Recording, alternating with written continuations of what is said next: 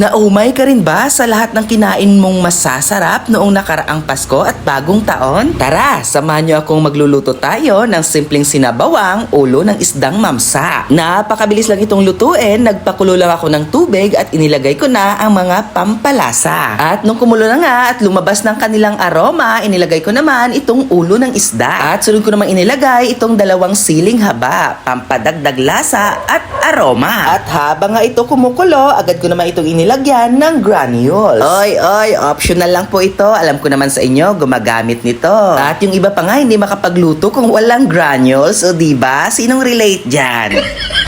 Masarap daw kasi ang luto kapag may granules. Nung tinikman ko nga at okay na yung lasa, ayan, pinakuluan ko lang ng kaunti. At luto na nga yung isda, kaya ilalagay na natin itong dahon ng mga pichay. At medyo fresh pa naman itong pechay na binili ko lamang sa Dalipi Public Market. Ilulunod lang natin ito at papakuluan ng ilang minuto hanggang sa maluto itong pichay. At habang nilulunod ko nga ito, amoy na amoy ko na ang aroma. Ang sarap-sarap na talaga humigop ng sabaw. Ikaw guys, nag-uulam ka rin ba ng ganitong ulam? Ito kasi simpleng luto lamang at napakabilis lang itong lutuin. Simpleng luto man ito ay masarap at masustansya. Kaya kung nagustuhan mong aking video, pakishare naman kasi the more sharing, the more blessing. At sa puntong ito, luto na nga ang aking sinabawang isda na merong pichay. Titikman lang natin ulit ito pag okay na yung lasa. Aba, ano pang hinihintay mo? Kumuha ka ng plato at sumandok ka na dito. Oy, charot lang po.